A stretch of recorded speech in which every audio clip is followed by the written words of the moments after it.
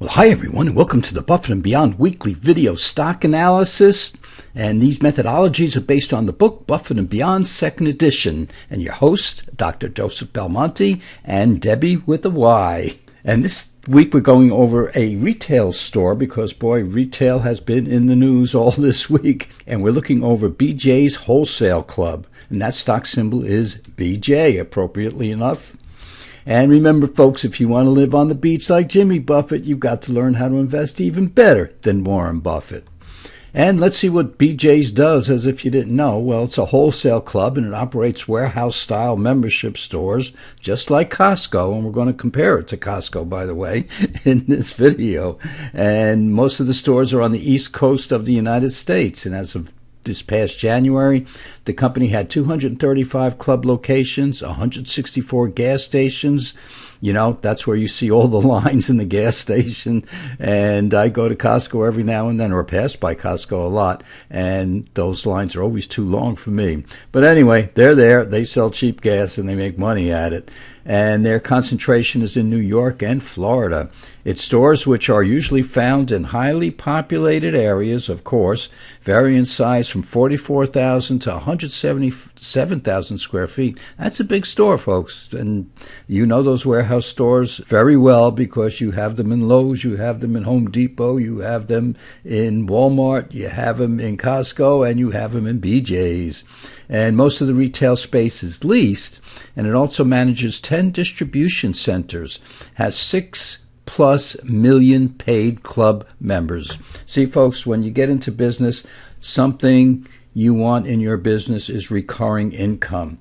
And I'm just thinking about my AC, my air conditioning, because for $250 a year, they come in quarterly and change the filter and check a few things and clean out the drains. But they have that recurring income coming in all the time. And that's what Costco does. That's what BJ does.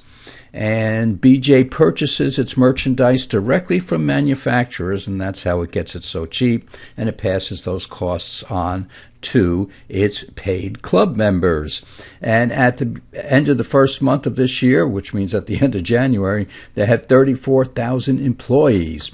And now its initial public offering was completed in 2018. So we don't have good public numbers. Well, let's go on and I'll show you what's going on here. We first had numbers in 2018. Now, of course, the company had been operating before 2018, but they just came public in 2018. And what they had was a negative owner's equity or book value. Owner's equity is synonymous with book value. And how can you have a negative book value if you're just starting out? And the answer is you can't, because why did they have a negative owner's equity back in 2018, which is the first public number we see? Why was it actually negative? Was because they had been operating before, and accounting owner's equity or accounting book value is totally different than clean surplus owner's equity or book value. So therefore, we have to, here at Buffett and Beyond Research, we have to come up with a number that gives us a good estimate of what the owner's equity would have been around that time. Now, this is a guess. All right, there's calculations involved in it, and there's two different ways of figuring it out, which are quite complicated, which I won't go into. So, but we had to do that. We had to put that together in order to do that. Well, what if we're wrong? And we're going to see that in the next slide. But right now, let's say it was $1.97. Why it's in red and why it's in bold is because it's to let you know that we might not be right on this owner's equity. Let's go over to net income. You can see the net income has been going up every year, even though we had 2020 where some areas were shut down, other areas weren't, and people were still coming into BJ's Wholesale. It was considered by some a necessary outlet, which was kept open during COVID. We don't know if all the stores stayed open during COVID, but it sure looked like it did, especially when you're looking at 2019 and 2020, and you can see the numbers went up drastically. Well, to over 100%. So most of their stores did stay open. But let's look at the clean surplus ROE, because remember, the average stock has a clean surplus ROE of a little under 13% for 2023. And to get into our growth portfolio, we want to see clean surplus ROE around 20%. So this stock certainly has fit the bill if we are using the right owner's equity in the beginning when they first came public. Now, we're going to see that in the next slide. We're going to see some comparisons. But right now, we're looking at retention rate of 100%, which means all the money they're making, they're putting back into itself in order to grow. It pays no dividend, as we see over here.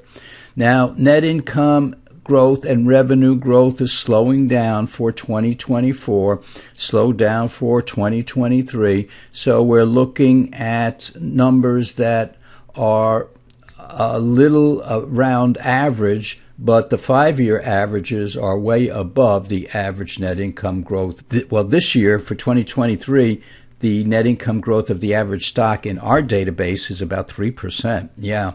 Revenue growth is still around 7% for the average stock. So for 2023, it's an above average stock. For 2024, we have no clue what the average stock is going to be, because they're just starting to come out. The analysts are just starting to come out with estimates of 2024, and of course they don't even know what the estimates for 2023 really will be, or what the actual numbers really will be. So 2024 is, well, we just don't know. But how do their economists, and I'm talking about BJ Wholesale, how do their economists look at the growth or the returns for 2024? And of course, you're going to get numbers all over the place. Revenue growth of 12% over 5 years is almost double the average stock out there of about 7%. So we can see that net income growth and revenue growth over 5-year averages has been way better than the average stock. Years to pay debt, Buffett's rule of thumb: if a company takes all the money it makes and uses it to pay off the debt, how many years will it take? He's satisfied with 5 years or less. We're satisfied with 3 years or less, and this company can pay off its debt in 1.5 years. In other words, we're not worrying about the debt. If interest rates continue to go up, they have no trouble. I'm talking about BJ Wholesale. BJ's has no trouble paying off the increased interest on its debt, and that's what we like to see. Now, let's go. Here's what we just looked at over here in the last chart with the beginning owner's equity of 1.9 or $1.97. But what if we put $10 in there? And of course, there's no basis for this $10. We have a basis for the $1.97, but those are our calculations. No basis for the $10. I just put it in there so that you can see what the clean surplus ROE looks like. So we're looking at 20% for 3 years in a row, and then slightly falling for 2023 and falling a little bit more for 2024. Now, we do see the clean surplus ROE in our main example, starting out with the $1.97 as book value or owner's equity, and we do see the clean surplus ROE going down. However, with our calculations, it's still above 20%, so we're satisfied with that. So let's see how BJ's has done in the past 12 months, because what I'm saying by our calculations is that it's a better than average stock. Black line is the S&P 500, and this yellow line is BJ. So we could see with the average stock up about 8% over the past 12 months, BJ's is up about 23-24%, more than doubling the S&P 500. So this has been a tumultuous year. It has done very well. Over the past 5 years, yeah, it's done 4 times better than the S&P 500. Folks, that's a nice return. So we're looking at a pretty good stock here relative to how the market likes it, and the market likes it very, very much. Let's compare Costco, and that stock symbol is COST, and BJ's. And we're looking at, of course, the first numbers we have for BJ's is 2018, and we see that BJ's, using our estimate of the beginning book value, is higher than Costco.